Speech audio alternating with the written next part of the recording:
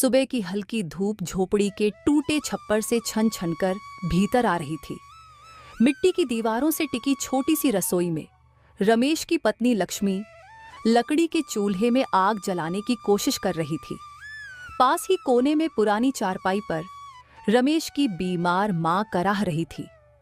रमेश वहीं बैठा मां की कमर दबा रहा था। बेटा, अब तो लगता है मेरी सांसें भी बोझ बन गई हैं। ऐसी बात मत कर माँ, तू ठीक हो जाएगी। बस दवा मिल जाए तो सब ठीक हो जाएगा। रमेश जी, चूल्हे में बस थोड़ी सी लकड़ी बची है। दाल तो चढ़ा दी है, पर सब्जी नहीं है घर में। कोई बात नहीं लक्ष्मी, आज सेठ के यहाँ कुछ बचा खुचा मिल गया तो ले आऊंगा। तू माँ का ध्यान रखना, मैं निकलता हूँ। गांव की सबसे बड़ी हवेली में सेठ हरिदास बैठा नकली सोने के जेवरों को चमकाने वाला केमिकल चढ़ा रहा था। उसके सामने एक अलमारी में कई डिब्बियां थीं, जिनमें असली जैसा दिखने वाला नकली सोना भरा था। तभी रमेश हाथ में झोला लिए अंदर आया। अबे रमेश, कितनी देर कर दी? ये लो, साहूकार के घर ये डिब्बी लेकर जाओ और कह देना शुद्ध सोना है, सेठ जी की गारंटी है। समझा? सेठ जी, ये तो वही जेवर है ना जो पिछली बार आपने कहा था, इनमें तांबा मिला है? अबे ओ झोपड़ी में रहने वाले, बहुत सवाल करने लगा है तू। तेरी माँ का इलाज कौन कराएगा? तेरी बीवी को खाना कौन देगा? चुपचाप जो कहा है वही कर। रमेश की मुट्ठी भींच गई, पर आंखें नीची कर वह डिब्बी लेकर बाहर निकल गया। उसके भीतर कुछ टूट रहा था, कुछ खौल रहा था। गांव के चौपाल पर कुछ औरतें और आदमी इकट्ठा थे। चर्चा हो रही थी। रामू काका के बेटे की शादी थी, जो सिर्फ इसलिए टूट गई क्योंकि सेठ के दिए गहने नकली निकले। पर कोई सेठ के खिलाफ बोले भी तो कैसे? वो तो सरपंच से भी ऊंची पहुंच वाला है। एक दिन रमेश अपना काम खत्म करके घर की ओर जा रहा था। अरे बेटा, कोई मुझे पानी पिला दे। कोई है क्या यहाँ पर? कोई मेरी मदद कर दो। लगता है आसपास कोई घायल व्यक्ति पड़ा हुआ है, मुझे देखना चाहिए। इतनी करुणा आवाज किसकी है? रमेश देखता है कि वहां एक साधु घायल पड़े हुए हैं और उनके पैर से खून बह रहा है। रमेश ने साधु बाबा को उठाता है और कहता है, साधु महात्मा, आपको क्या हुआ है?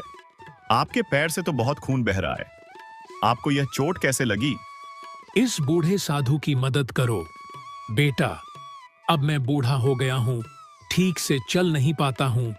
यहाँ से गुजर रहा था, तभी एक पत्थर से टकरा गया और गिर गया। तभी से उठने की कोशिश कर रहा हूँ, लेकिन उठ नहीं पा रहा हूँ। ठीक है साधु महात्मा, मैं आपकी सहायता करता हूँ। मैं पहले आपको थोड़ा सा पानी पिला देता हूँ, फिर आपको अपने घर ले चलूंगा और जो भी मेरे पास रूखा सूखा भोजन है आपको अवश्य खिलाऊंगा। रमेश साधु महात्मा को पानी पिलाता है और फिर सहारा देकर उन्हें अपने घर की ओर ले जाता है। लक्ष्मी, घर में कुछ खाना है तो लाकर दे दो साधु बाबा को। जी, घर में तो सिर्फ 2 सूखी रोटी बची है, वह भी मैं आपके लिए रखी थी। कोई बात नहीं लक्ष्मी, वह 2 रोटी साधु महात्मा को दे दो। पर आप क्या खाएंगे जी? अरे लक्ष्मी, मेरी फिक्र छोड़ो, मैं तो पानी पीकर भी रह लूंगा, पर साधु महात्मा बूढ़े हो गए हैं, उन्हें भूख बर्दाश्त नहीं होगा। फिर लक्ष्मी ने साधु महात्मा को 2 सूखी रोटियां दे दी। बेटा, तुमने अपने हिस्से का खाना मुझे दे दिया और तुम भूखे ही रहोगे। तुम क्या करते हो बेटा? साधु महात्मा, मैं बहुत गरीब हूँ, एक सेठ के यहाँ नौकरी करता हूँ। उसमें थोड़ा बहुत जो कुछ भी मिल जाता है वही खिलाकर अपना परिवार का पेट भरता हूँ। चिंता मत कर बेटा, तेरा भाग्य अवश्य बदलेगा। तुम जैसे दयालु बच्चे जीवन में बहुत आगे बढ़ते हैं। साधु महात्मा ने अपनी झोली से एक चमकदार हीरा निकाला।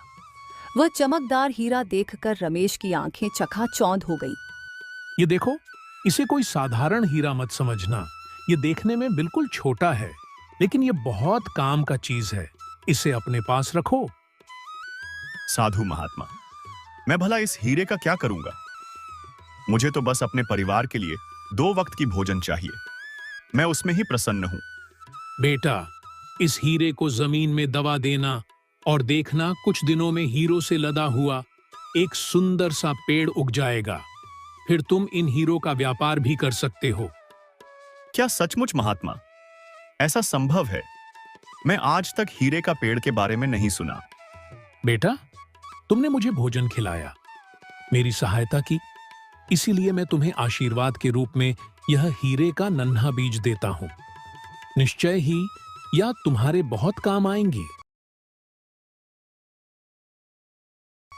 मेरे पास तो जमीन ही नहीं है, मैं भला इस हीरे के बीज को कहां लगाऊंगा?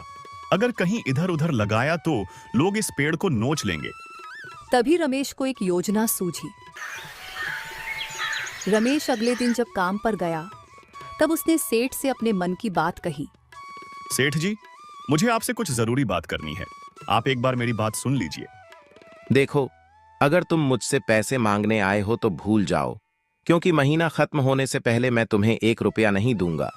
सेठ जी, मैं आपसे पैसे मांगने नहीं आया हूं, मैं तो बस आपसे कुछ बात करना चाहता था। ठीक है, बताओ क्या बात है, लेकिन जल्दी करना, मुझे बहुत जरूरी काम है। चलो जल्दी जल्दी बताओ अपनी बात। रमेश सेठ जी को साधु की पूरी कहानी बताता है और उस हीरे के बीज के बारे में भी बताता है जो साधु ने उसे दिया था। सेठ जी, मेरे पास इतनी जमीन नहीं है कि मैं यह हीरे का बीज लगा सकूं, लेकिन अगर आप थोड़ी सी जमीन दे दें जहां पर मैं इस मिट्टी में दबा सकूं, तो इसका लाभ आपको भी अवश्य मिलेगा। अच्छा, क्या सचमुच तुम्हारे पास हीरे के बीज हैं? पहले मुझे दिखाओ, वह हीरे कहाँ हैं? कहीं तुम मुझे बेवकूफ तो नहीं बना रहे हो? रमेश हीरे निकालकर सेठ को दिखाता है। सेठ के मन में लालच भर जाता है। वह तुरंत रमेश से बहुत प्रेम से बातें करने लगता है। अच्छा ठीक है रमेश, तुम क्यों परेशान होते हो? तुम इतने समय से मेरे पास काम कर रहे हो, मैं अवश्य तुम्हें थोड़ी सी जमीन दे देता हूं। सेठ ने आंगन की ओर इशारा किया और कहा, देखो वह अच्छी जगह है, वहां पर तुम अपना हीरा लगा सकते हो। रमेश सेठ की बात सुनकर बहुत खुश होता है। वह जल्दी से सेठ के आंगन की तरफ जाता है और वहां पर मिट्टी खोदकर उसे तुरंत हीरे को दबा देता है। अब साधु महात्मा के कहे अनुसार जब हीरे का पेड़ बड़ा हो जाएगा तब मैं इसका व्यापार करूंगा और इसका लाभ सेठ जी को भी मिलेगा। कुछ ही दिनों में वहां पर सुंदर हीरे का पेड़ लग जाता है। घना पेड़ और उसे पर लटके हुए हीरे देखकर सेठ और उसकी पत्नी दोनों बहुत आश्चर्यचकित होते हैं। देखो कितना सुंदर पेड़ है, अब मैं इसका हीरे तोड़कर व्यापार करूंगा। अरे लेकिन इसका फल तो रमेश को मिलना चाहिए, क्योंकि हीरे का बीज वही लेकर आया था। तो क्या हुआ, ये जमीन तो मेरी है, कौन मानेगा कि हीरे का बीज रमेश लेकर आया था? लेकिन आप ऐसा नहीं कर सकते। रमेश ने कहा था कि आप दोनों लाभ के बराबर अधिकारी होंगे और आप इस पेड़ पर अपना हक जमाना चाहते हैं। मैं कुछ भी करूं तुम्हें, इससे क्या? तुम्हारे जीवन में तो कोई कमी नहीं है ना? कुछ और चाहिए तो मुझे बता देना, बस मेरे काम के बीच मत बोलो। कुछ देर बाद सोहन पेड़ के पास आता है और देखता है कि पेड़ काफी बड़ा और सुंदर हो गया है।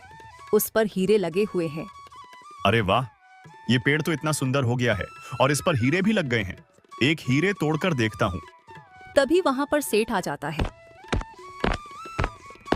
सेठ जी, मैंने कहा था ना, देखिए यह कितना सुंदर पेड़ हो गया, अब हम दोनों इसका लाभ ले सकते हैं। हम दोनों कौन?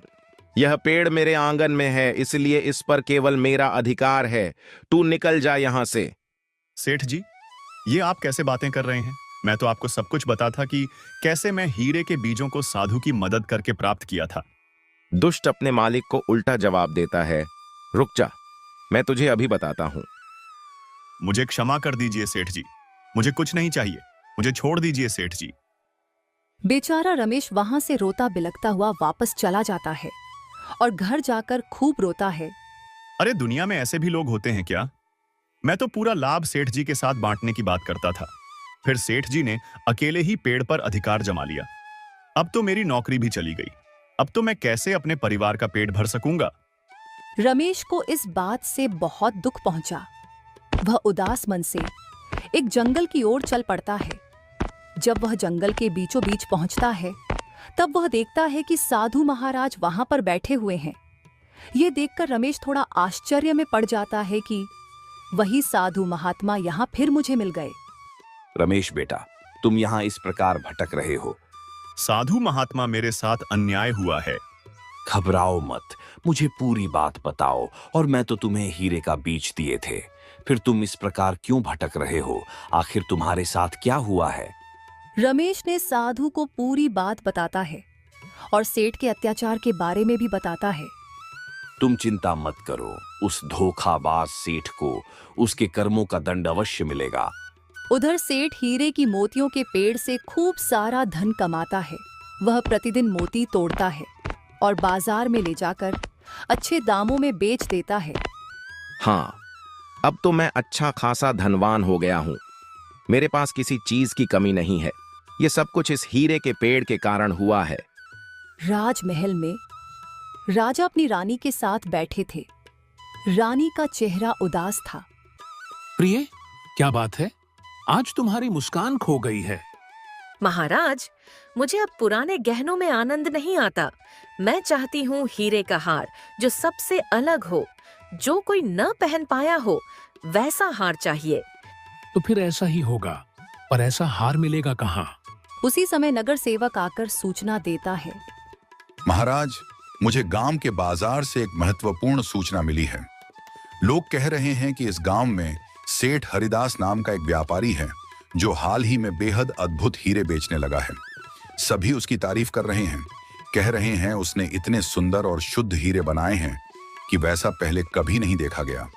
सेठ हरिदास, क्या वो इतने सुंदर हीरे बनाता है? जी महारानी, पूरे बाजार में उसके हीरे चर्चा का विषय है। सोचिए, यदि वही हमारे लिए गहने बनाए तो ये देश भर में प्रसिद्ध हो सकते हैं। तो फिर देर किस बात की? रानी के लिए गहना वही बनाएगा। सिपाहियों को भेजो, पता लगाओ कि सेठ हरिदास सच में कौन है और क्या वह इस योग्य है। राजा के 2 विश्वस्त सिपाही सेठ हरिदास के घर पहुंचते हैं। हवेली के बाहर चहल पहल है। जैसे ही वे अंदर कदम रखते हैं, एक अजीब सी चमक उनकी आंखों में चुभती है। वे ठिठक जाते हैं। सामने आंगन में एक पेड़ खड़ा है, लेकिन कोई साधारण पेड़ नहीं। उसकी डालियों पर असली हीरे झिलमिला रहे हैं। क्या तुम भी वही देख रहे हो जो मैं देख रहा हूँ? ये पेड़ है और उस पर हीरे उगे हुए हैं। ये कैसा चमत्कार है। दोनों जल्दी से महल की ओर लौट जाते हैं। दरबार में राजा के सामने झुकते हैं और सूचना देते हैं। महाराज, ये खबर अभूतपूर्व है। सेठ हरिदास के आंगन में एक पेड़ है जो हीरे उगाता है। क्या? हीरे का पेड़? जी महाराज, हम दोनों ने अपनी आंखों से देखा। उसकी डालियां हीरों से लदी हैं। ऐसा पेड़ न कभी देखा न सुना। महाराज, यह बात केवल बाजार के हीरे बनाने की नहीं है। यह तो जादू या चमत्कार जैसा प्रतीत होता है।